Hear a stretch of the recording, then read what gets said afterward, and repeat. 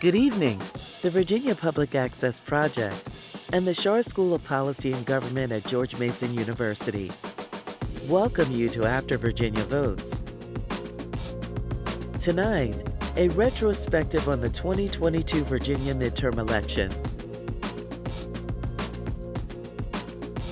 This live broadcast is presented by Walmart and made possible by our sponsors: Innova, Carillion Clinic, Cox Communications, Mercer Trigiani, Northern Virginia Electric Cooperative, Centera, Town Bank, Jean Marie and Tom Davis, Joan Huffer and Rob Duggar, James W. Hazel, Nancy and Edward Rice, and viewers like you.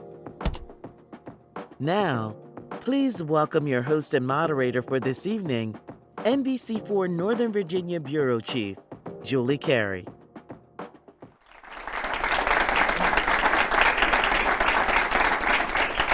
Good evening, everyone, and welcome to After Virginia Votes. My name is Julie Carey. I'm the Northern Virginia Bureau Chief for NBC4, and it is my great privilege to once again moderate this unique event organized by the nonpartisan Virginia Public Access Project. The purpose of Virginia Votes is to gain a deeper understanding of this year's midterm elections and to consider what the results say about Virginia's direction at a time of deep national division. We'll be focusing on the three most competitive congressional districts, the 2nd in Hampton Roads and the 7th and the 10th, both anchored in Northern Virginia. I'll be joined by two seasoned political professionals who've agreed to leave their partisan talking points at the door and to engage in a candid conversation about the midterms. And then our second part of the show, I'll be joined by two respected political commentators who will consider what this year's results mean for Virginia going forward. Now, in our first segment, we will be saving time for a few questions that have been sent in from the live stream audience and from the small audience in this room. You can also weigh in on the conversation on Twitter by using the hashtag AfterVAVotes. But before we get started, let's take a look at a handful of data visualizations prepared by VPAP. They'll give us a common understanding of what happened in Virginia last Tuesday. So let's begin with money in politics, specifically the independent expenditures that have become the driving force in modern congressional elections. This is where the, quote, smart money, the national political parties and single interest groups, focus on seats they believe they can flip or hold. Now, the 7th District contest between two-term Democratic Congresswoman Abigail Spanberger and Republican challenger Yesli Vega, that attracted the most money, $24 million. The 2nd District race saw $12 million, perhaps reflecting the lower TV ad rates in the Hampton Roads market. But the smart money on both sides saw nothing in their internal polls to indicate that the 10th District was seriously in play. In fact, a quarter of the spending in the 10th came from Governor Youngkin's new federal super PAC. Our next slide will explore redistricting. You can see that Terry McAuliffe carried only one of the three targeted districts in the 2021 gubernatorial election. So how did redistricting change the calculus? According to VPAP estimates, the 10th became slightly more friendly to Republicans, as did the 2nd. But the 7th moved several points to the left. But Youngkin still would have carried the reconfigured 7th. Now, while on paper redistricting gave Abigail Spanberger a more favorable district, it came at a cost. Moving the 7th's population base from the Richmond suburbs to the D.C. suburbs meant that much of the goodwill and name recognition she had built up over the last 4 years disappeared in an instant. She faced the daunting task of introducing herself to 3/4 of her district's new voters, or her new district's voters, rather. Now, our last series of slides takes a look at how the results last Tuesday stacked up against pre-election statements at those rallies headlined by Governor Youngkin. He predicted that his 2021 victory was the start of a building and growing red wave. But it turns out all three Republican candidates underperformed Youngkin's benchmark at the city and county level. The first slide shows that Yesli Vega underperformed by 5 to 6 percentage points in most localities. Jen Kiggins flipped the 2nd District, but still underperformed Youngkin by 2 to 3 points in most localities. And the last slide shows that Hung Kao, widely considered to be the least likely of the three to win, actually did the best against Youngkin's benchmark, underperforming 1 to 2 points in most localities. And Kao even overperformed in one locality, in Manassas Park. So that's a look at our data for the evening. I'm now joined by our first panel of political professionals. Representing the Democrats is Kéren Charles Dongo. She managed Senator Tim Kaine's winning 2018 re-election, and she is also a senior member of his congressional staff. Her counterpart in the conversation is Danny Laub. He served as a media consultant in this cycle for both Jen Kiggins and Yesli Vega in the 7th. Danny's a partner in Poolhouse, a Republican media and strategy firm best known in Virginia for its work last year in engineering Governor Glenn Youngkin's victory. Thanks so much to both of you for joining us. So let's start with the data that we just saw. Kéren, did you see anything that surprised you or you found noteworthy in that? I think nothing surprised me other than realizing how much of the numbers and what they mean. So what we felt on the ground seemed to match some of the numbers. I think, as you said, Mr. Cow's numbers outperforming in Manassas City, I think that surprised me a little bit. Danny, how about you? Yeah, I think that's federal elections and state elections are different, and I think you can only compare so much back and forth. Last year was very different than this year in a lot of ways. I think the numbers about the outside spending was fascinating. I think something that was interesting is how much outside spending, as you mentioned, with the TV ad rates between the two DC market, the Norfolk market, but also would be interesting to see the candidate spending. There's huge disparities, and hopefully we'll get into that tonight, among candidate spending as well in all three races. So, the talk after these midterms is the red wave.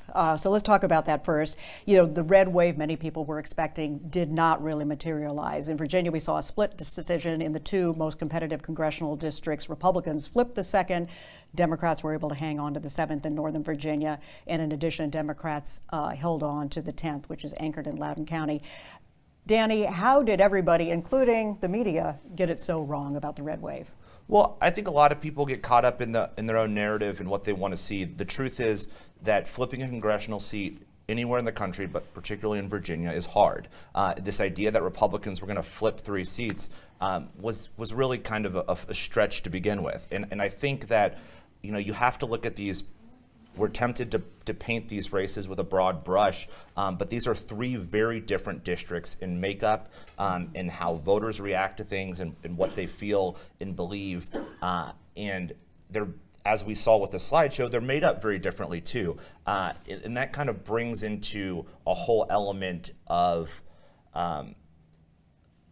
painting this broad brush, since there's, in the 7th, was always going to be a favorable a tilt Democrat to lean Democrat seat. This idea that this was a toss-up race is kind of silly and manufactured. This was always going to be a really tough race to win. The 10th was always going to be a tough race to win, and the 2nd was always going to be a dogfight. So I think people got swept up in the hype. Swept up in the predicted red wave. Yeah. And, well, Kéren, I want to ask you, you were talking about what you felt on the ground. So maybe you sort of sense that red wave wasn't really there, but did Democrats sort of let their base go on believing that? Well, and that's the interesting part. It's, some of these polls, they only capture a moment in time. So things change, and with our voters, things are continually changing. So in the beginning of the summer, perhaps it felt like Democrats were losing a little bit of our grip. And perhaps sensing that maybe there is a red wave coming helped to motivate Democrats to come out and really work, because Dems did not want to lose this cycle. And so, I think you have to be on the ground to feel each race, to be in each congressional district, to kind of get a sense of what is really actually going to happen. And Danny, real quick follow-up on that, though. Did it suppress Republican voters at all, thinking that red wave was there? I don't know. I don't think so. Yeah. I think that voters react in different ways, but I think there was an energy, and I think you saw it towards the end of the race in both the 10th and the 7th, but also the 2nd congressional district as well. There was an energy and there was a momentum. It obviously did not end up being enough in key areas, but I think there was a momentum there. So before, during, after the election, voters talked about inflation. They said it was the top issue. They started feeling the pinch at the gas pump and the grocery store months before Election Day. Republicans across the country laid the blame for inflation at the feet of President Biden and the Democratic-controlled Congress. Kéren, did inflation, though, in the end turned out to be as decisive as people thought it might be? I think it could have been, but Democrats did something about inflation. So the talking point, rather than just listening to voters complain and share rightfully their distress about inflation, Democrats were able to say, now this is what we've done. We passed the Inflation Reduction Act. I think that was huge for Dems to be able to bring deliverables. Because what happens is voters want to know that you hear them and they want to know that you're able to solve their issue. And I think that really helped build that momentum that we were feeling on the ground, is being able to say, yes, I hear you about gas prices. Here's what we've done. Yes, I hear you about inflation. Here's what we've done. Yes, I hear you about the supply chain. Here's what we've done. And that is something that we saw over and over again. Our candidates were able to stay on message and be able to give that information. And that helped a lot, particularly in the 7th and in the 10th. Danny, what's your take on that? I mean, I certainly heard Republican candidates talk a lot about inflation. I didn't hear a lot of solutions proposed, though, about what they would do. Was that part of the problem, that it was a complaint and not a problem solved? Well, I think you have to look at these districts differently. In the 7th and the 2nd, in this instance, I think if you look towards the end, the last 3 weeks, Spanberger pivoted her message to a very strong economic message when she ran the entire campaign without talking about it. That tells me when she's running positive economic ads, she's seeing what we saw in the polls. And I saw over a dozen polls, internal polls between the 2nd and the 7th. Inflation was the #1 issue on voters' minds, particularly undecided voters, in every one of those 12 polls. It just is what it is, and I think that Spanberger saw that towards the end, which is where she pivoted her message. I think we didn't see that in the 2nd, where Gloria closed with a January 6th message. And I think that really helped down the final stretch. There was a lot of complexities of the 7th race, which we can get into, but she pivoted to a strong economic closing message that ended up helping her down the stretch. Interesting. The other big issue was the Dobbs decision, of course. In the nomination contest this spring, Republicans who competed in the state identified themselves as, quote, 100% pro-life. May 3rd, the draft opinion overturning Roe v. Wade was leaked. January 24th, the U.S. Supreme Court decision. And then to add more fuel to the fire, in September, Senator Lindsey Graham announced that he would push for a federal abortion ban at 15 weeks. Danny, how great a political challenge did all of that create for the Republican candidates? And what was your strategy then going forward from that point? I actually don't think the Dobbs decision impacted these races at all. I think that for cycle after cycle, Republicans are being told, or that Democrats are talking about Republicans in their extreme abortion positions, and I think that happens cycle after cycle. I don't think the Dobbs changed that. I don't think if Dobbs wouldn't have happened, I think the same ads are run against Kiggins, Hunkau, and Yesli Vega. So I don't know the Dobbs decision specifically. I think abortion as a topic was always going to be a factor in these races, and I think as we saw, if you look at the most outside spending, if by ad group, it was in all of these races combined, it was about abortion from the Democrats on Republicans, in the same way that Republicans' top issue on outside spending was inflation in the economy. So obviously, I think it matters. To what extent does it matter? And does it matter more than inflation or more than the economy? I think that's the question of the day. In the 2nd, I think the abortion didn't matter as much in that district as it may have mattered in some of these Northern Virginia places. Kéren, what do you have? I think it mattered. I do think it drove turnout and it drove a purpose. And Democratic voters need a purpose. They need a reason to come out and vote. And this was a big reason to come out and vote. Now, I do agree that it probably has a different tilt in the 2nd because, again, Virginia is a big state, but it's not the same everywhere. And how you talk about abortion and choice in the 7th is different from how you should talk about it in the 2nd. And I think the more that Democratic candidates understand those nuances, the better we will be able to do and tap into when there is a moment like Dobbs gave us. Did it propel swing voters to Democrats in both those districts, or would you argue that happened more in the 7th and the 2nd? I think, I can't wait to get the nuances of some of the numbers, but I do think it propelled swing voters in the 7th, for sure. I think the combination of choice and the economy and Spanberger's message on the economy and deliverables, solutions, really propelled independence to come our way. Dan, let me drill down a little bit more, though, in the 7th, the issue that cropped up, after the Dobbs decision. There was another leak of sorts, and that was that audio tape in which Yesli Vega appeared to agree with a woman who questioned whether rape could result in pregnancy. So the Spanberger campaign, as we saw in ad after ad, made that a centerpiece, played that video over and over, or referenced it. I mean, was there any way that Yesli Vega could have overcome that stumble, I guess, on her part? Yeah, and I think there was, and unfortunately, this goes back to being 3 seats and flipping seats is difficult, and the power of incumbency. When all the dust settles here, Spanberger will have outspent Yesli Vega 3.5, 4 to 1.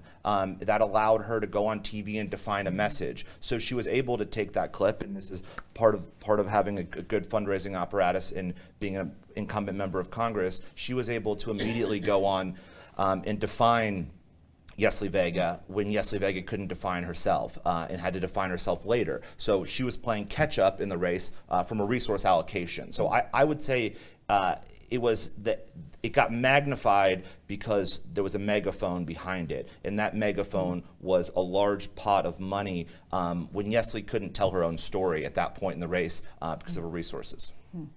Another thing that's been discussed a lot in the wake of the midterms is candidate quality. We saw Governor Youngkin won with projecting an image of the friendly suburban dad who, eventually came around to acknowledging that President Biden's election had been legitimate and who at the time avoided taking extreme positions on issues like abortion. So, Kéren, I want to start with you. How much of a help was it to Jennifer Wexton and Abigail Spanberger that Republicans nominated candidates in Northern Virginia who seemed to sympathize with the January 6th insurrectionists and who'd also campaigned with Ted Cruz, who, of course, some voters remembered helped shut down the federal government back in 2013. Was that a big assist?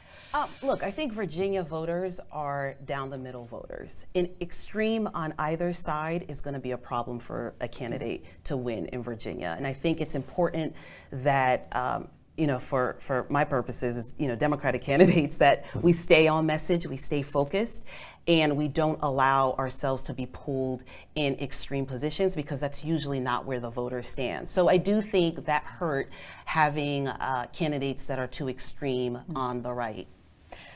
Danny, both Cow and Vega kind of projected this firebrand persona. It seemed like Jen Kiggins cultivated a slightly different public demeanor. In what ways did you try to present her as relatable and neighborly? How important was that image in the overall strategy for her? Well, first, I'd reject that Yesli is a far-right candidate. I would think she's a down-the-middle candidate that has been portrayed. I think that we have a habit as media and as folks of any Republican is now a far-right crazy person if they don't pass this litmus test that is arbitrary and silly. I think Yesli is a police officer and a mother. In the way she presented herself, she had an ad with her father. She did bilingual ads. If you look at the messages she focused on and what her campaign did, what she did as Prince William County supervisor, I don't know that. I think she is a top-tier recruit. I think she's going to run again in the future. I think that she's an incredible candidate, and she came up short as a first-time candidate, like a lot of them do. But I don't know that I would put her in that category. And when you look at presenting candidates, I think she was presented in a way. She was outflanked from a resource perspective, and there was obviously the tape that didn't help things. I think we can all acknowledge that was an error and became magnified with money. But how Yesli was presented, it was very different than how Jen was presented, but they both, I think, were presented in a way that was, Yesli was presented as a soccer coach. Yesli was presented as a law enforcement officer. And I think that those things were ways to kind of humanize her and connect her with voters. And largely, we saw in polling, really close the gap in a race that we're never supposed to be competitive in. In Jen's race, which has a little different makeup in the beach in Hampton Roads, I think we leaned heavy into Jen's bio as well. Because I think we had two, and I'd put Hung Kao in this category too, but but I can talk most about 2 and 7. Two incredible candidates, right? So Jen is a Navy helicopter pilot, a state senator who won a very, very tight race in 2019, and a nurse practitioner. She's a mom. We leaned heavily into bio in both of those races because I think they have unique bios and both have bright futures in the party. And one thing I do want to say, because I would be remiss if I didn't, as a slide indicated, Abigail Spanberger had to introduce herself to voters. The vast majority. The vast majority of voters. And that's a difficult thing to do in a very kind of pressure campaign. And I think she leaned on her voting record, and she leaned in listening to now this new group of voters, what people were looking for, what they wanted, and was able to speak to those needs. And that's why I think one of the reasons she was successful. $10 million helps too. And look, I am not one to I'm not one to argue money. Having run campaigns, money is important, but it helps you amplify an already good message. Kéren, let's talk about Elaine Luria for a minute, too. She was the only member of Congress in this election who put January 6th at the center of her campaign. In her closing message, some people here remember, she declared, quote, "If standing up for what's right means losing an election, so be it." In a district that was overrepresented with active and retired military, was that appeal to duty a possible net plus, or did it end up being kind of a self-fulfilling prophecy? So I'll say this, I think that was personal to her to want to do that, and I'll never take that away from her.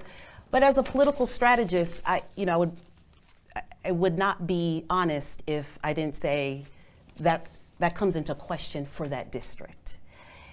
It's a district that has challenged Democrats a lot.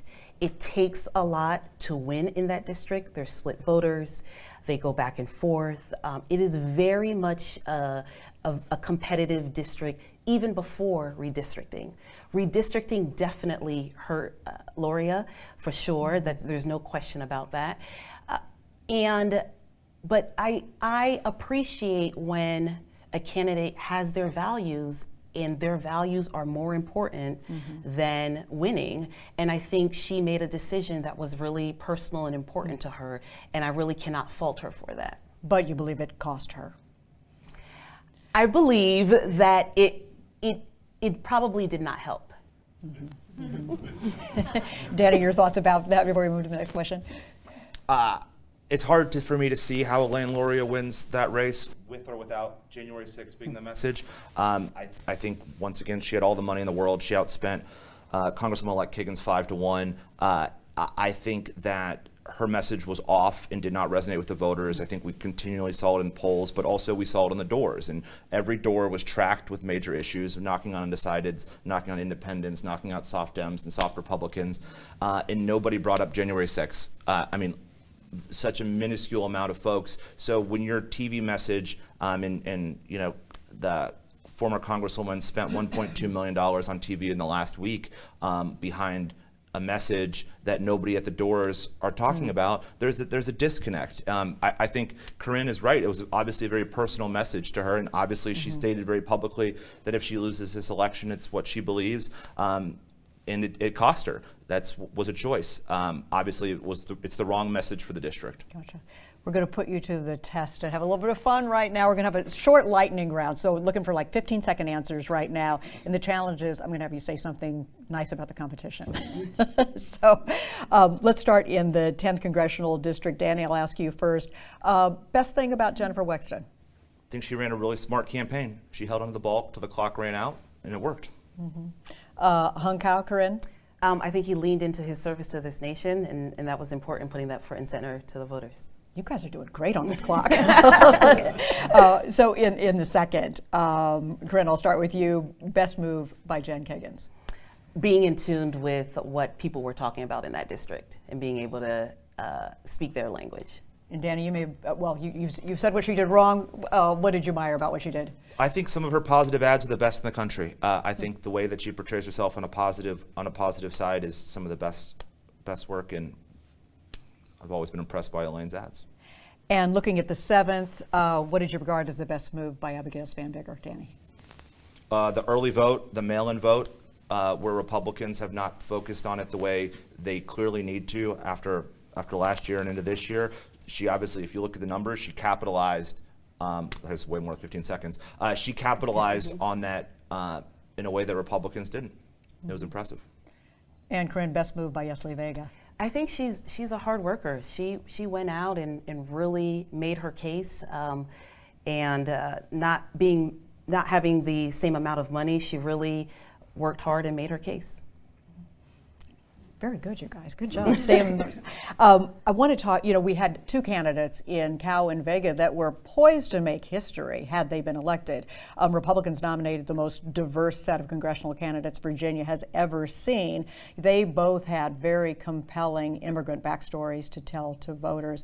Danny, let me start with you. Vega in particular made a point of targeting immigrants, especially from Central and South America. What did you learn from that, and how successful was she in peeling away Democrats and independents who are first or second generation Americans? I think the data shows that she was successful in not successful to win the election, but successful in, there's more Democrats than Republicans in the new 7th congressional district. So on paper, so in order to win, you have to peel folks.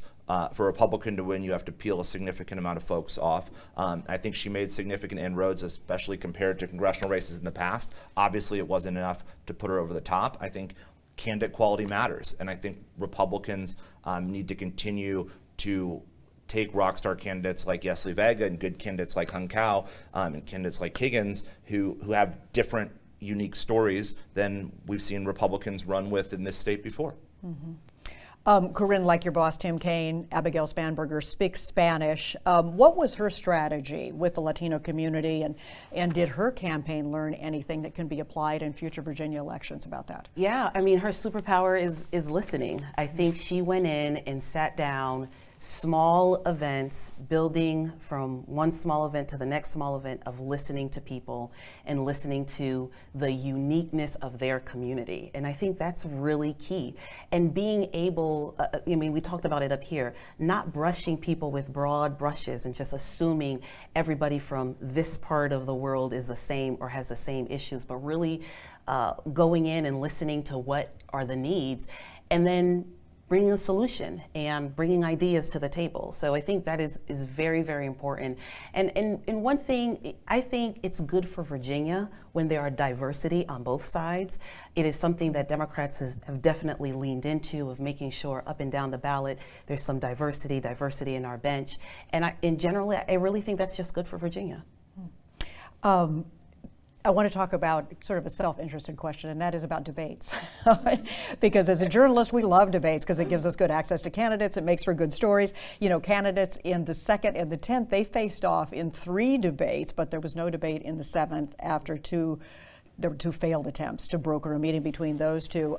We certainly saw last year in our NBC4 Northern Virginia Chamber debate in the governor's race that had, real consequences. What's your sense about how campaigns are viewing debates right now, whether they're seen as important, or do you think they're sort of, waning as an important part of campaign strategy? And Danny, I'll start with you. I think every one of these districts in every district across this country is unique and different, and I think you have to approach each race differently. I think ultimately there should have been debates in the 7th, whether there should be 1, 2, 3, or 5. I think there's a level of debate that needs to be had in most of these races. I think it also tells you a lot about the posture of candidates. So you essentially had 2 candidates in the 7th who had different opinions. I mean, there are always ways to end up debating if you want to debate. You saw it in the 10th, you saw it in the 2nd. So the fact that there wasn't a debate in the 7th, I think, was ultimately a disservice to the voters. So. Kéren, your thoughts about whether debates are still, when you're launching these campaigns and starting to look at all the different variables and strategies, how does that fit in, or have they become at all less important? Again, I agree that it depends on the region, it depends on the congressional district, it depends on the state, but it also depends on what the voters are asking for and whether the voters feel like they know enough about the candidates. And in this pressure of campaigns, sometimes voters make up their minds and feel like, I don't really need to know more. I don't really need a debate. So I think it really depends. It is still, we got to wait a little bit to see how debates will go, because if we look across the country, there are other campaigns, there are other elections that didn't have debates, and it didn't seem to hurt. So if that's going to be a trend, I don't know. But maybe not there yet. Okay, so We're I not can there look yet. forward to more as a journalist, it sounds Yeah. like. For now. I'm going to turn to a couple audience questions now, and the first one, is we're going to jump outside of the 2nd and the 10th and the 7th for just a minute. This question asks: is there a path to electoral success for Democrats in Southwest Virginia? Sometimes it sure doesn't feel like it. Kéren, you want to start with that one? I'm a big believer, and so is Senator Kaine. We still have to work. We still have to go to Southwest Virginia. It's so important that we make our case. It is so important that we bring solutions to the table. I encourage Dems who are running in Southwest Virginia, do not give up. We have to keep at it. We absolutely have to keep at it. There was a time in history where Prince William County was going red every time. We won that. Where Loudoun was going red every time. We win that now. So my message is absolutely, we're going to keep trying. I'm going to keep going out there, and we're going to keep delivering our message. Danny, I know you don't want to provide tips to Democrats. But what's your take on Southwest? Well, I would flip it around and say there was a time where Republicans held quite a number of delegate seats in Northern Virginia. I think you have to fight in everywhere across the state. And if I was Democrats, I would continue to fight for those seats the same way Republicans should fight for seats. And we've seen around the country that, Republicans are winning, D+8, D+9 seats this year, and Democrats are winning Republicans 6, 7, 8 seats this year. You've got to fight everywhere. You never know where you're going to make an unexpected pickup with a really terrific candidate, both on the local level and on the national level. And let me just say one more thing about that, because we talked about this point earlier. We are entering a time in campaigns where there's less and less of a safe seat. So you just have to keep fighting and delivering solutions for your region, and that's not going to end. Another question from someone in our audience asks: were you surprised that Hung Kao was the one who came closest to Youngkin's performance? Danny? No, I don't think so. I think when you look at those numbers, and I don't know exactly when they were polled, that margin is widening as ballots are continuing to be counted. But we're at a place now where the governor won both the 2nd and the 7th. He obviously lost the 10th. So mathematically speaking, I think it made sense if one was betting on the district to be the closest on that ratio, that would be the 10th. Kéren, any thoughts on that? Look, I think the message for Democrats is, again, we can't, like my last point, we can't take anything for granted. And so we have to make sure where there are weaknesses that we shore up those weaknesses, and we do that quickly. Next question from an audience member: how much, if at all, did redistricting contribute to the outcome of the election? You've talked about this a little bit already, but maybe to dig a little deeper on that. And they say they're thinking about Lurie in particular. Danny? Yeah, and there's no doubt about it that district got more Republican. I would say that didn't. I think it's a very simplistic point of view to say that that's why she lost and why the congressman like Higgins won. Do I think it was a factor? Do I think it got more Republican? Absolutely. You can't deny that, and that's kind of how it goes. But I don't know that ended up being the tipping point of the race. I think it was a contributing factor. Yeah, it definitely got more Republican, and it's going to require a very concerted, focused effort of Dems building our infrastructure down in the 2nd if we want to flip it back. This question says, how can this might be for me, but I'll see what you guys have to say about it. How can the media stress the importance of unofficial results on election night? This person says, looking at the elect spreadsheet and the changes on 11/18, it has 2,300 entries. I mean, I don't know that was perceived as a problem on this election night. What about either of you? No, I mean, look, we're accustomed to waiting. each of the camps have their boiler rooms, so we get a sense of knowing what's going on. And I think we're as a nation and as a Commonwealth, people wait for the official decision and not jump to too many conclusions. But we're pretty, accustomed to waiting till the numbers come in. Mm-hmm. Were there any issues that cropped up from your perspective about that, about results being portrayed as official when they weren't yet, or? I don't think so. I think election nights are always roller coasters, especially the way precincts come in and the way counties and localities come in. And I think it's about making campaigns need to make smart decisions at the right time. And obviously, as she said, there's boiler rooms and looking at indicator precincts and stuff. But I don't think that was an issue. We knew where every major election in the Commonwealth stood on Tuesday, some earlier in the night than others, but we knew. And I think that a lot of people had a lot of confidence in these elections, and I think that's very positive. I was asking you earlier about the surprises that you saw in the data, and this wasn't in the data, but the thing that surprised me most election night, I focused on the 7th District congressional race, and that was what happened in Stafford County. I thought that was, very interesting. That's a county that is changing demographically, but still has typically trended red. It was almost a dead heat in Stafford. Could you both talk about that a little bit and what you see happening there, and is that Northern Virginia blue creeping deeper into the exurbs? Kéren? We are working hard in Stafford County, have been since 2018, and been successful there, and we'll continue to work really hard. And I think it's because, again, our formula for winning is staying on message, bringing deliverables, and bringing it directly to the voter. And I'm really excited for what we're able to do, and I think there'll be more to come. I think Stafford will be one of those places, just Prince William County, Loudoun County, Stafford County, and we'll continue going and get those Southwest as well. Don't laugh. I believe. But she said optimistically. There's not a strong path for Republicans to win the 7th without Stafford. So right. That's a problem. And until Republicans can take a hold, and there's not just Stafford, there's a few other ones that I won't name, localities across the Commonwealth that need work. And if Republicans are going to win these seats, it's critical to the math. Mm-hmm. There's no other way to cut it. Mm-hmm. Were you surprised by that outcome too?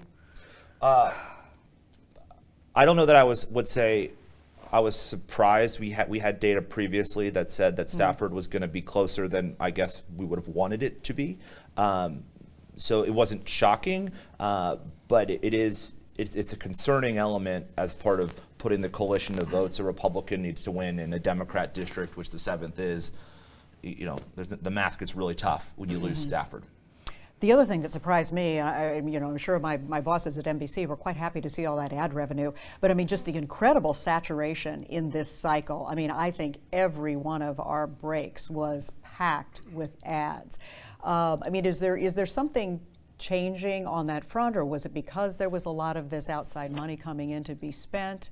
Yeah, I think outside money definitely affects a lot. But one thing I'll say about Stafford too, that Senator Kaine and Representative Spanberger did an event, I think either a week before the election, and the turnout and the energy gave me an indication that this is going to go well for us.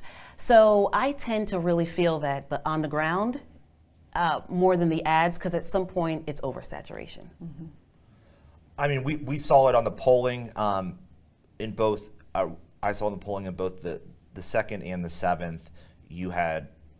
There wasn't that many undecided voters, right? So in these races, there's millions and millions of dollars being spent every week on the outside towards the end in October and in September. But you're fighting over a small piece of land in a lot of these races, and you're looking at races internally that are at 45, 45, 46, 47, 47, 45, right? The amount of voters you're really arguing over is small, and the outside spending is heavy, but there's no replacement for a candidate telling their story, whether that story is told on a third-party testimonial, whether that story is told by the candidate themselves, but outside groups can never make up for the lack of funding of a candidate to tell their own story. They can throw a lot of mud and do a lot of contrasting, but at the end of the day, you're fighting over a small sliver, and it can't replace what only a candidate can do for themselves. And don't forget, Virginia has 45 days of early voting now. So ads are still going, but people have already voted and moved season. on. Yeah, It's exactly. election season, not election day. And moved on. So that takes, you have to think about that as well. Yeah. I want to ask you about something that really interests me, and that is ranked choice voting, which we're hearing more and more about, not only in Virginia, across the country. You had a candidate in Hunkau that was selected that way. I know Republicans felt that in using ranked choice voting in nominating Glenn Youngkin, it was very successful in producing a candidate that had support in one fashion or another from everybody who voted in that multi-candidate race. Arlington County is thinking about doing it now in one of their upcoming municipal elections. Danny, what do you think about the future of ranked choice voting in Virginia? I'm personally not a fan of it. I think primaries, the way that we've always elected people in this country, should continue to elect people in this country. I'm not a fan of ranked choice voting. I know there's quite a lot of people in the Republican Party that are. I still think we should have heads-up primaries. Mm-hmm. Do you think, before I hear from you, Kéren, I mean, do you think that in the 10th, though, do you think it still produced the best candidate there, or do you think a primary might have resulted in someone that could have run closer? The best candidate is a subjective frame. I don't know necessarily there, but I feel like generally speaking, primaries give us better candidates that can win a general election and have won general elections. And look, I think for Democrats in Virginia, primaries have served us well. So if it isn't broken, don't fix it. But again, a lot of these things, we as strategists, we could come up with different ideas and think what will work for our particular candidates. But at the end of the day, it's really up to the electorate. So I don't have too much of a strong opinion either way, other than we've been very fortunate in primaries. Kéren mentioned early voting a minute ago, and I sensed a difference in this cycle on the part of the Republican Party, whereas we see in other places in the country where it's discouraged. Now, every time I covered Glenn Youngkin in this cycle, I mean, he, time and time again at these rallies, he was encouraging people to go ahead and cast their vote in the moment. I have to tell you, though, a lot of the Republicans I spoke to in those audiences said, "No, I'm not going till Election Day." I mean, Danny, is the Republican Party in Virginia retooling its message on that, and must they retool the message on that? What did you see in this cycle? Yeah, absolutely, and we saw it last year in the governor's race. The governor feels very strongly about early voting, invested a lot of both resources, staff, and message discipline last year into early voting. He obviously, it's something that's very important to him even today, as you saw with these get out the vote rallies across the state. I think there is a lot of information flow problems when you have voters that are so resistant for a variety of reasons to do that. And I think there needs to be continuing campaigns, need a Republican campaign specifically. The Democrats always have been better at this than we have, of understanding that it's a 45-day election season, getting their people to vote by mail, getting their people to vote early, bank those votes ahead of time. And unless more folks look at what Governor Youngkin is doing and what he did last year and run campaigns in a similar way, they're going to continue to get lapped and lapped and lapped by Democrats who just bank votes.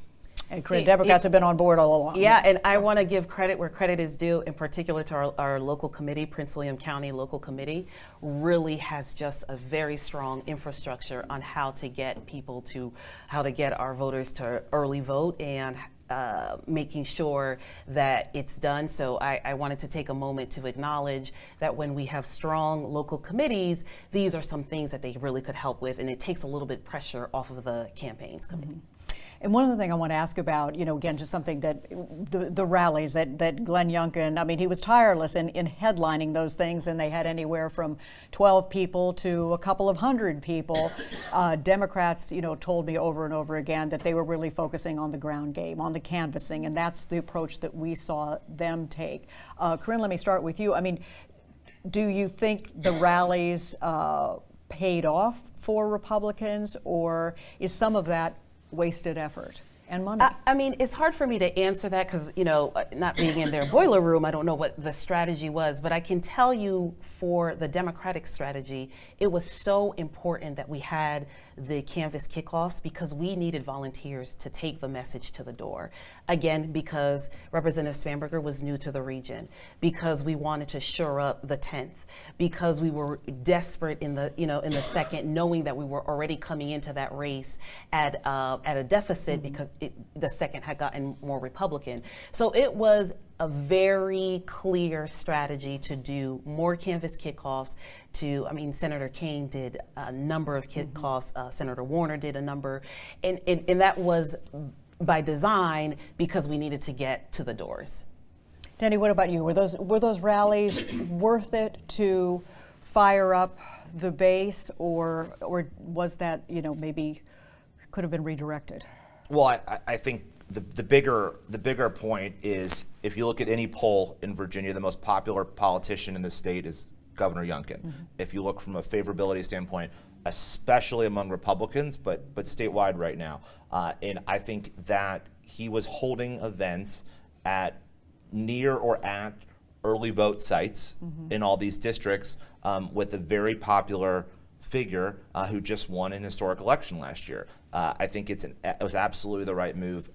I don't think it should replace door knocking. It should not replace small roundtables on issues. It should not replace anything. But as a part of a holistic campaign, I think between the governor's efforts in these races and going all in, I think that it paid off. It may not have paid off in a victory sense for some of these, but it helped, and it definitely did not hurt, and helped close some of these gaps here.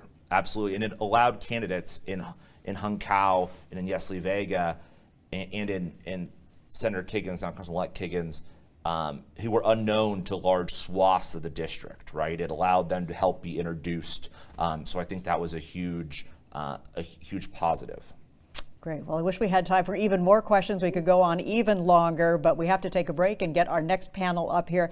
So our thanks to Kéren Charles Dongo and to Danny Laub for joining us for this very frank conversation. Really insightful. Thanks to both of you. Thanks for having me.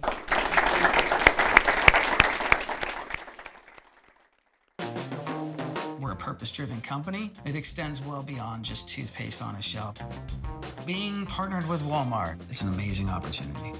We immediately went to, I can't wait to see the impact that we're going to have. When Walmart invests in us, we're able to invest in veterans by providing employment opportunities here in the U.S. As a veteran myself, I'm thrilled that we're going to make a bigger difference. The lives that it's going to change, that's what drives us every day.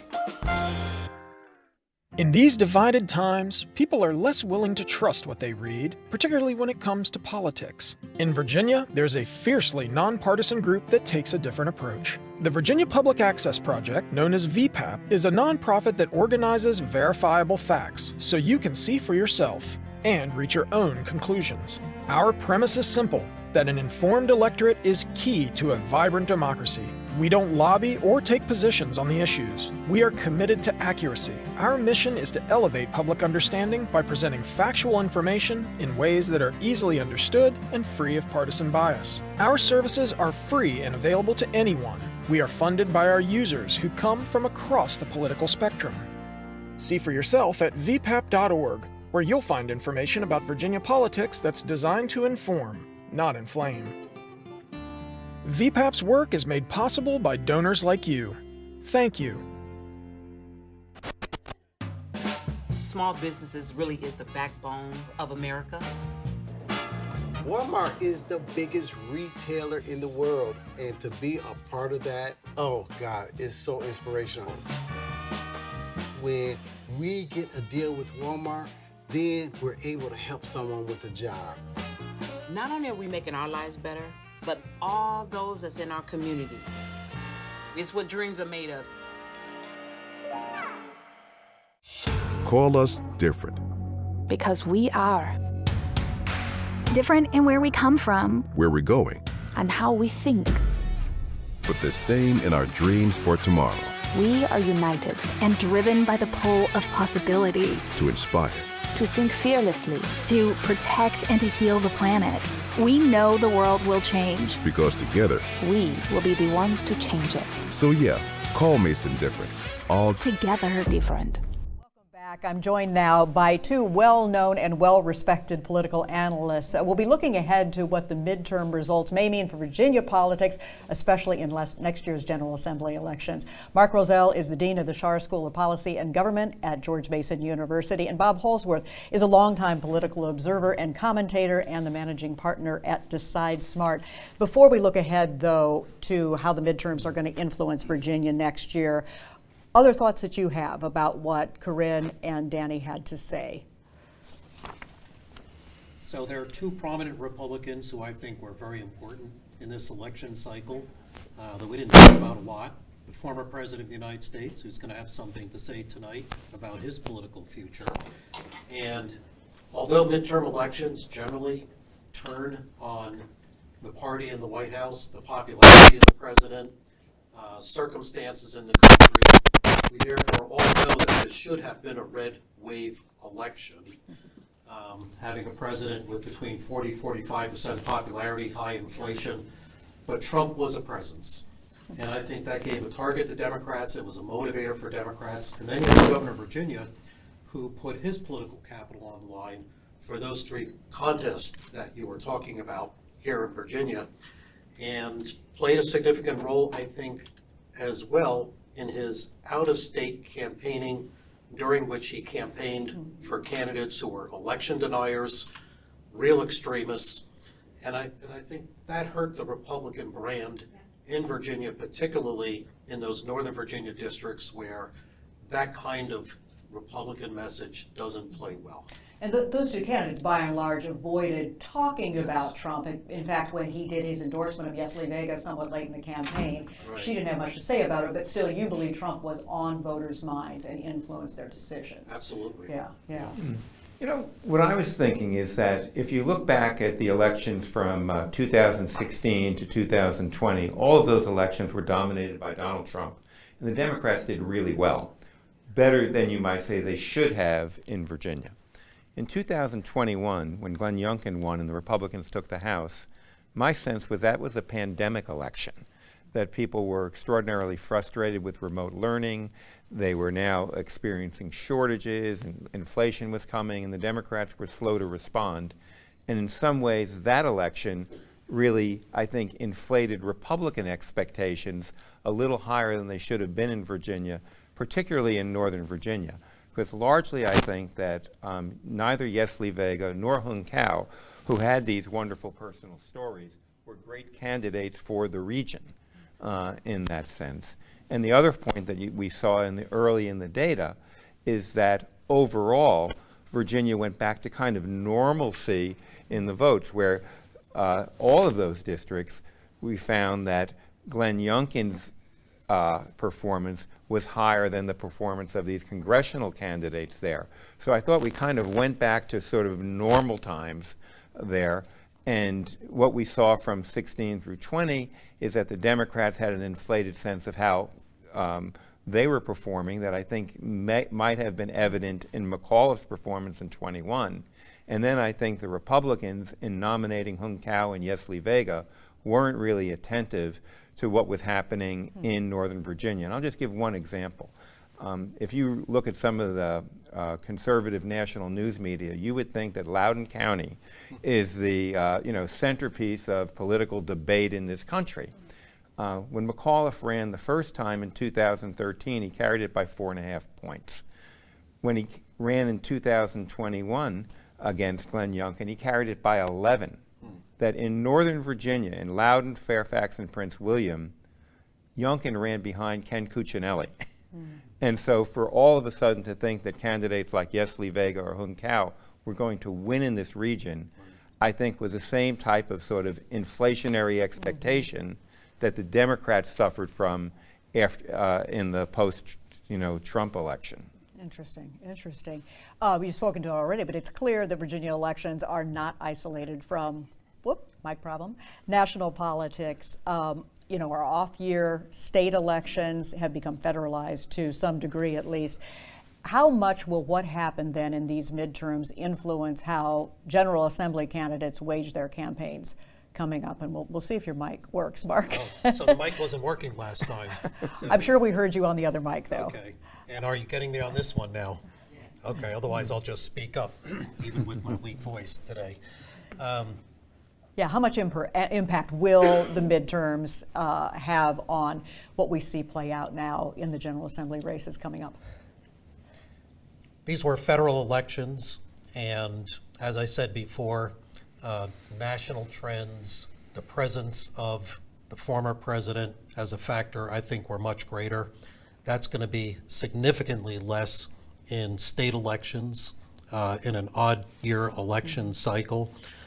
So there's a lot of very odd factors also going into the elections next year with the redistricting, all of these incumbents who have been pitted against each other now in different districts, which means there's probably going to be very significant turnover. I think the elections will turn much more on local issues and personalities than you typically see in a midterm election year, where the national context is just such an overwhelming influence, even on the individual district races in the House of Representatives. And we'll break down some of those things issue by issue in a minute. But Bob, what do you think? I mean, do you think some General Assembly candidates right now are starting to retool or regroup from maybe what they expected to do, based on what's happened in the midterms? Yeah, I think it will certainly depend on what region of the state they're in, because that will have dramatic impact on who can win and what kind of message is going to resonate across these various districts in Virginia. I do think there are a couple of issues or items that may help to nationalize this to some degree. First, I think in some ways the media will read it as the first election of 2024 in that front. They'll be looking at for these elections. Secondly, you have a governor who may be involved in a national campaign in this sense. We don't exactly know that right now, what his feeling is, but certainly he hasn't denied that he would be actually running nationally, and if that happens, that's going to have, I think, a very significant impact on what we see coming forward. And certainly in some of these competitive districts that are going to emerge, we're going to see these issues come up. Republicans are going to continue to emphasize the Parents Matter issue that won again in Virginia Beach school board elections here, largely because it's been one that was a signature issue of Glenn Youngkin. They're thinking that it gives them an advantage on an issue which they've always played from behind on. And at the same time, if you think of some of these districts that are going to occur, Schuyler Van Valkenburg in the Richmond area running against Siobhan Donovan, he is going to put, as he already did in his announcement, the abortion issue front and center. So my sense is that some of the issues will emerge. They won't emerge in every race, but they'll emerge in some. And then finally, we have this whole issue hovering over us, is whether or not Glenn Youngkin is really going to try for the presidency. And if he does, the timetable is not too good for him, I don't think, in terms of what will happen in Virginia. We only had one governor who's done that recently. That was Doug Wilder, after he won a high-profile election. And he has said to this day that perhaps the biggest mistake he made was running for president in 1992. I want to touch on some of those other issues in a minute, but you just alluded to it. The 2023 General Assembly elections will be happening just at the time that the presidential contest is kicking into high gear. We're already seeing some Republicans nationally and in the Commonwealth turning away from Donald Trump, calling on the party to move on. How do you think the General Assembly candidates are going to navigate that? Are they going to follow Glenn Youngkin's example and sort of keep Donald Trump at arm's length? Will they cut him off altogether, or will they avoid talking about Trump and instead talk about Glenn Youngkin and the successes he's had in Virginia as the GOP leader? Mark? That depends on the district. That depends upon the part of the state. And some parts of the state, running as a Trump Republican will be effective for many Republicans. And you think will continue to be next year? Absolutely, will continue. And, in answer to your question, whether it's a smart strategy to continue to cultivate the Trump base or to be more like Youngkin and keep it a bit at a distance and try to thread that needle. Certainly for a general election cycle, the latter is the much greater strategy. And Youngkin running statewide, that was by far the much more secure strategy to being elected. But these Republican candidates who aspire to a House of Delegates or Senate seat have to get nominated. And within the Republican Party, with these relatively small turnout nomination processes, the path to nomination may be through the Trump wing of the Republican Party, even though that may not be the best path to victory in the general election. No different than what we saw in the national elections this year, of course, where a number of Trump-endorsed Republicans or Republicans who ran as election deniers were able to get a party nomination and ultimately ended up losing, and the Republicans ended up severely underperforming by historical standards. Bob, what do you expect? Yeah, this could turn out to be a real serious challenge for Republican candidates for a couple of reasons, I believe. The first is that Donald Trump is likely to be out there front and center himself on this, and if not dominating the political arena like he did before, certainly being very prominent. Secondly, we've already seen people in the Republican Party on the conservative wing take positions very different than Glenn Youngkin's appeal to the Trump base without actually hugging Donald Trump. We saw the Lieutenant Governor Winston Sears say he's just bad news, I'm not supporting him. Tim Anderson in Virginia Beach taken the same perspective and has now gotten into a brawl with the senator that he was an attorney for, Amanda Chase. So it just seems to me that it's going to be more difficult with Trump front and center for Republicans to simply take the Youngkin position. And then finally, if Youngkin's in the race, what do you say? I think at that point, they're going to attach themselves to Youngkin rather than Trump. Can I tell you how many Republicans I've heard from who have said that Winston Sears tanked her future political aspirations as a Republican for statewide office? Really, really interesting. Yeah. Interesting. I don't know if that's accurate, but she took a principled stand, right? Saying it's time to move beyond the former president. But many Republican folks I've talked to said they don't think that's the right strategy for somebody who's looking for a party nomination within the current Republican Party, and that may have severely hurt her chances to move up in the next election cycle if that's what she had planned to do. Interesting.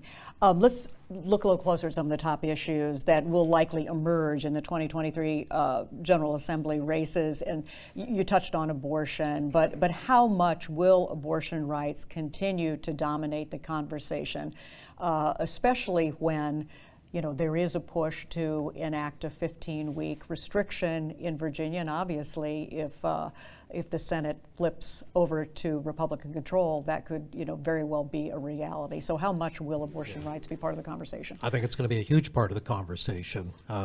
This is now a state issue, and the governor is on record as favoring a restriction on abortion to only allowing the first 15 weeks. Hugely controversial. I cannot imagine that Democrats would not play this issue very aggressively in their elections next year. The sleeper issue actually was abortion in this election cycle. You look at the pre-election polls, it was not showing up as one of the top issues of voter motivation, but the exit polls showed something very different.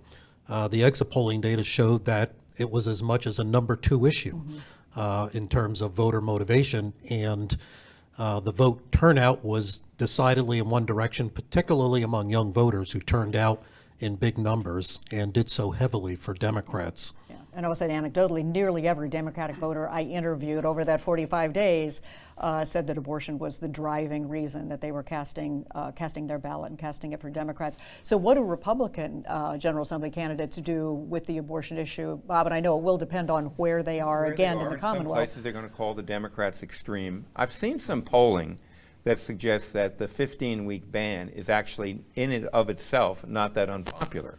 The challenge is that the Democrats are likely to portray that position just as the Republicans portray Democratic positions on gun control as sort of the first step towards something else. So the governor is saying, well, I want to reach a compromise on this, and this 15 weeks is a compromise. At the same time, however, the Democrats, what they'll do is they'll point to statements saying, well, I will gleefully sign any pro-life legislation that comes my way. The Democrats are going to argue this is simply the first step in an effort to actually ban it, and they're going to make that an issue, particularly in the suburban areas. I think it's going to be a troublesome issue for the Republicans in Northern Virginia. I think it could be troublesome in RVA, and it'll be interesting to see how it plays out in Hampton Roads, because that's the place where Glenn Youngkin is extremely popular. He did extremely well in the election in Hampton Roads, far better than he did in Northern Virginia. And that's the place where the Republicans flipped 2 or 3 seats in the last House election. So it'll be interesting to see how that plays out. I think in Northern Virginia it's going to play out dramatically to the advantage of the Democrats. I'm not sure how it's going to play out in Hampton Roads. Did you have another word on that, Mark? Well, the context has changed entirely, of course, because of the Supreme Court decision. Republicans used to be able to say, in response to characterizations of being extremists, that they support precedent, constitutional law, and that they favor secondary restrictions on abortion, no taxpayer funding, parental notification, parental consent, no late-term abortions. And look at those Democrats, they're the extremists. They won't even accept reasonable restrictions on abortion. But now that's all been thrown away by the Supreme Court decision, because the whole argument of saying I favor constitutional precedent is gone.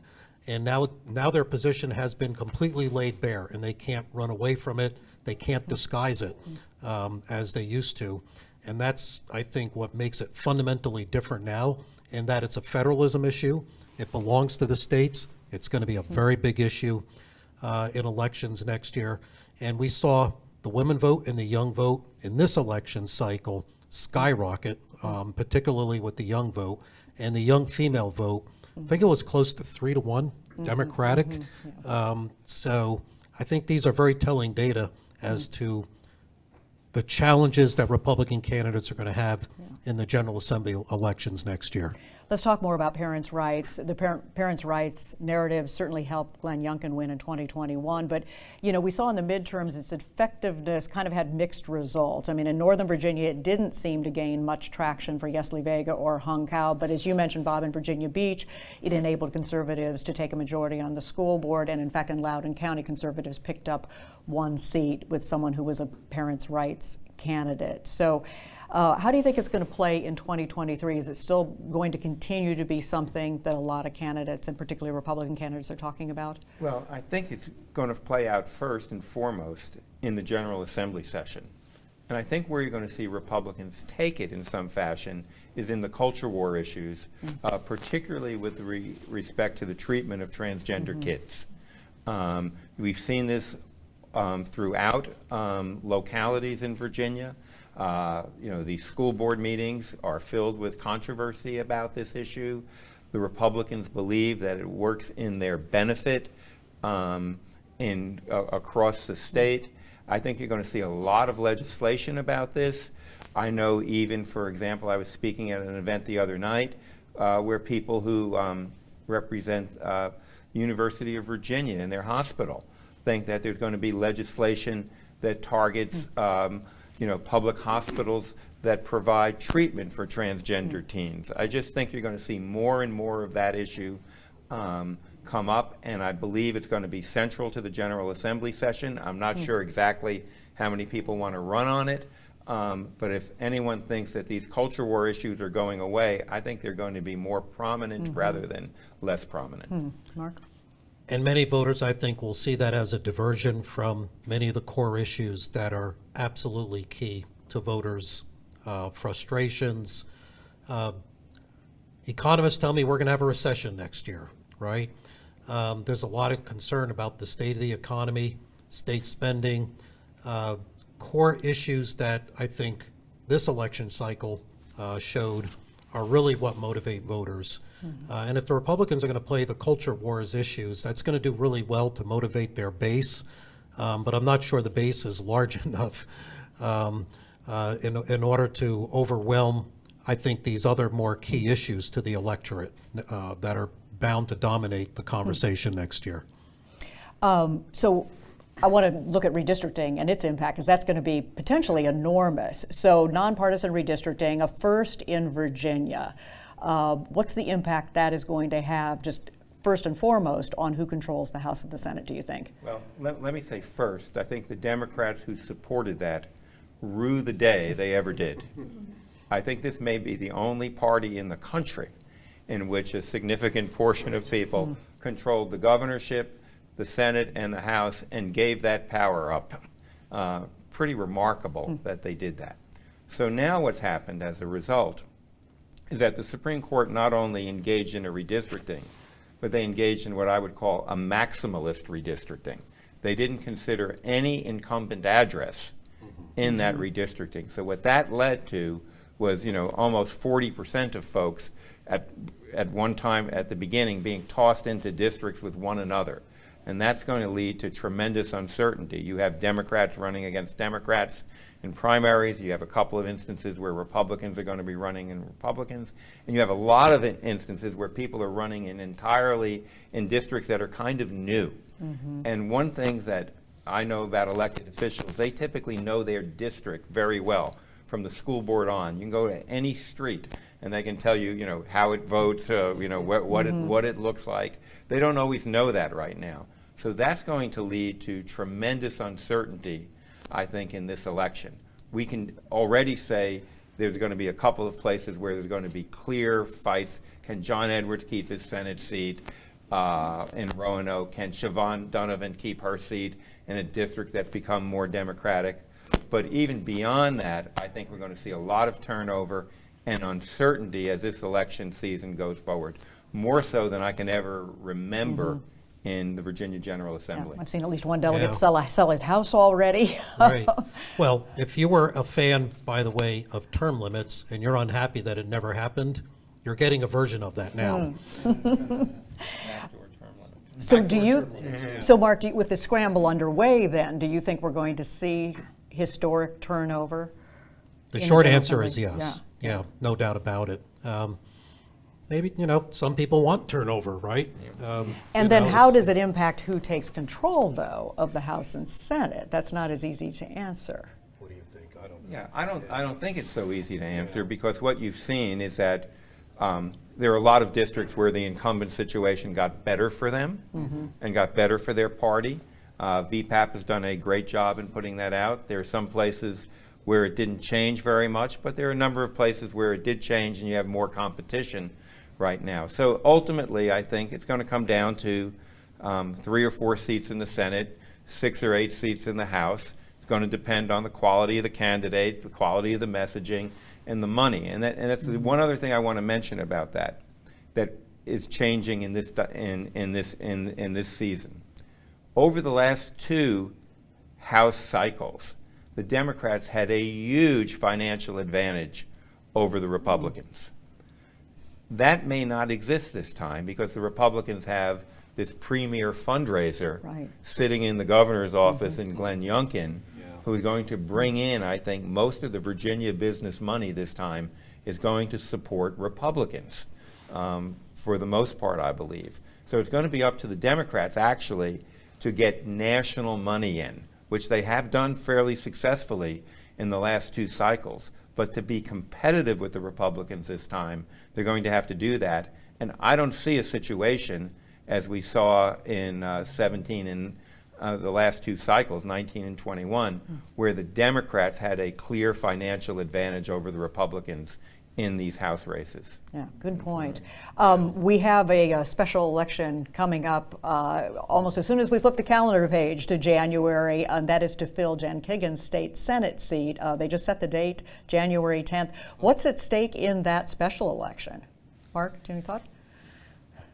It's the first test post-midterm elections and first test for the state elections going into next year for sure. So symbolically, I think it'll be very important, but beyond that, I don't know. The couple of things I think are at stake is that if it remains 21-19, the Democrats still have to worry about people being picked off. Linwood Lewis, whose district got much worse in redistricting.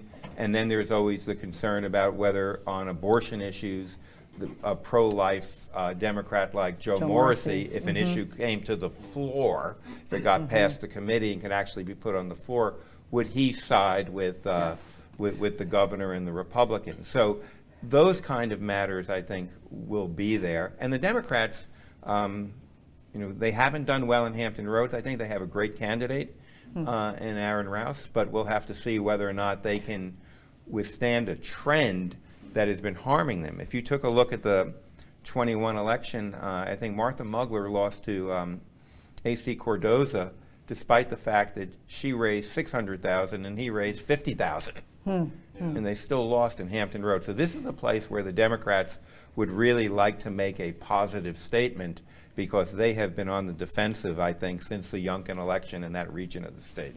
Yeah. So you would expect them to probably devote, even though this is a very short time frame, to devote some real resources and attention to that race, seeing it as perhaps a hedge against other Democrats being picked off on the abortion issue. Interestingly enough, when Aaron Rouse made his announcement today, Elaine Luria was by his side. It came with a this huge laundry list of Democrats who are supporting him. This is an election they're taking very seriously, and you can be certain that Glenn Youngkin will as well. And will abortion rights be the top issue for the Democrats as they wage that race?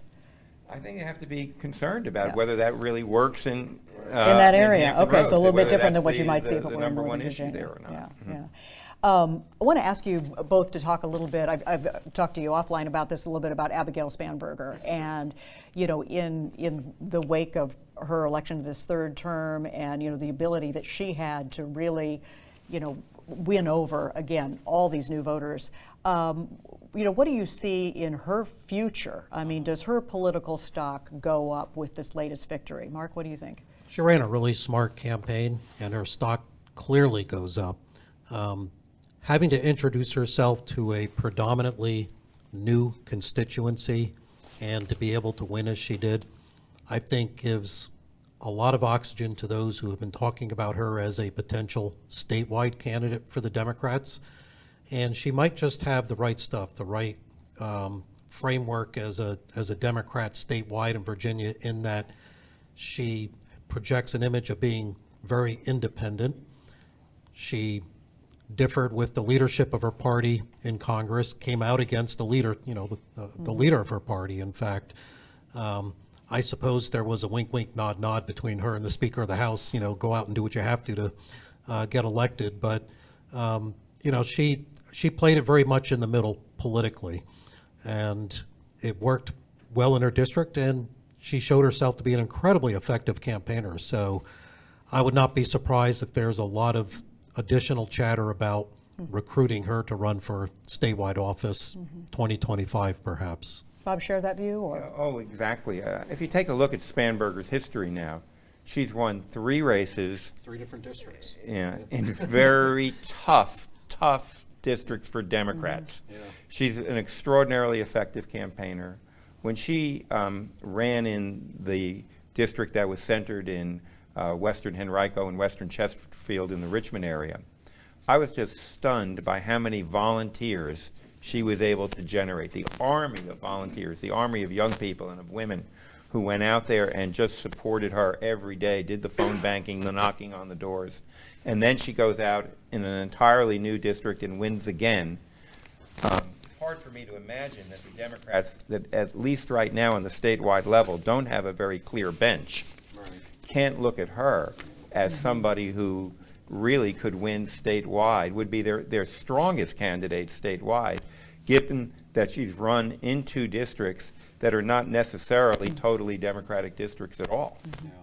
You've spoken to it a little bit, but let's look at Glenn Youngkin. He put a lot of political capital out there in these midterms, paid off in the 2nd, didn't so much in the 7th and 10th. I've had some suggest to me, that's what's expected of the person who is perceived as the party leader. So win or lose, putting himself out there was what you have to do.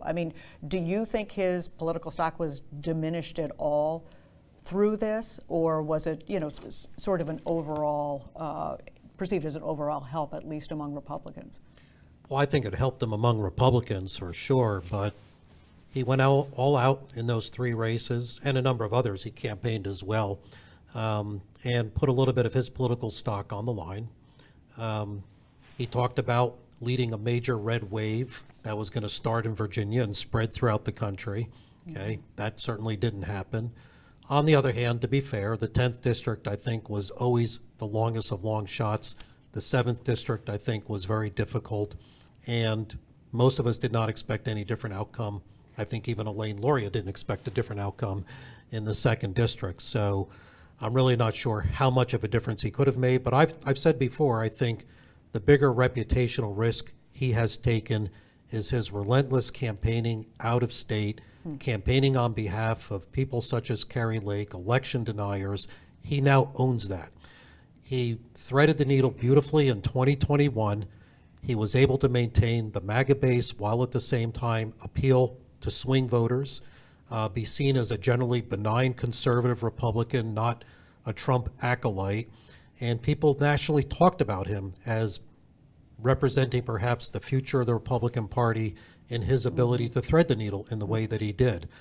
But I think he's more so shown his colors recently by the people he's campaigned for out of state.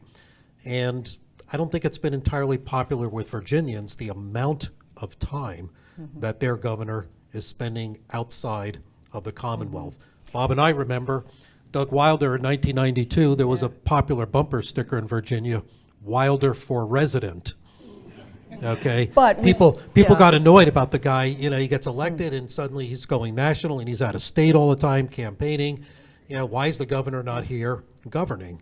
And that was a fraction, by the way, of what Glenn Youngkin's been doing. So Youngkin for resident. Yeah. Is there a difference between that, though? We remember when Tim Kaine was governor, he was head of the DNC. He was traveling around. That was later in his term. It wasn't within his first year. But Bob, is there a difference then? And does this really you're actually campaigning for president? Both Tim Kaine and Jim Gilmore took jobs as head of their respective national parties or national committees during their governorship. But I think that's a little different than actually announcing I might run for president. And as I said, that's the timetable, because of the legislative session, is problematic, because people are going to be announcing, maybe tonight, and then, further on, early 2023, if he's going to get in the race that's there. At the same time, let's be honest about it as well. If he doesn't announce and he continues to do fairly well as governor with the public, he's going to be automatically shortlist candidate for vice president for any Republican candidate there. So he has a couple of national opportunities. One, does he take the big risk and run for president? Two, does he try to maneuver himself into a short list for the vice presidency? And we'll have to see how that works out.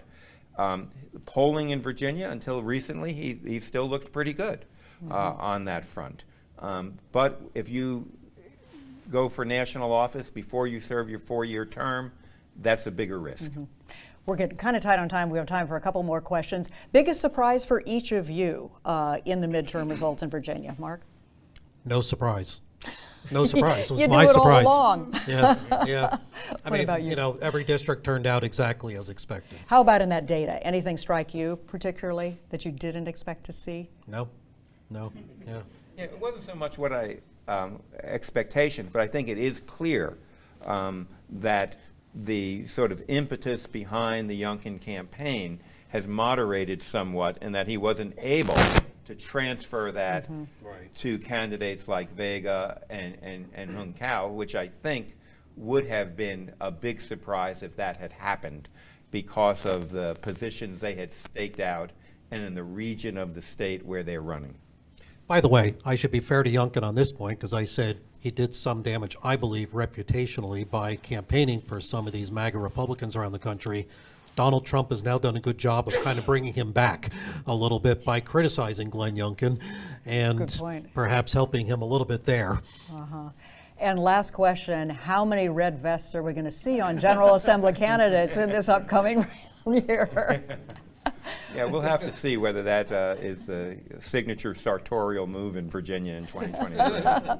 Mark, you think so? You think you'll sit down with a lot of Republican candidates? No? No red vests. We're done with the red vests on the candidates. Okay, okay, we'll see about that. Let that be his thing, yes. Well, we are down to our last minute and out of time here right now. I want to thank again all of our panelists, Kéren, Charles, Dongo, Danny, Laub, Mark Rozell, and Bob Holsworth. You've all done an outstanding job of digging deeper into these midterm results. I'd also like to recognize our host, the Schar School of Policy and Government at George Mason University, and also want to acknowledge our signature sponsor, Walmart, and the many companies and individuals that have made this evening possible. Thanks to all of you, and have a good night. Great. And thank you, Julie Carey. Yes. Very welcome. My pleasure.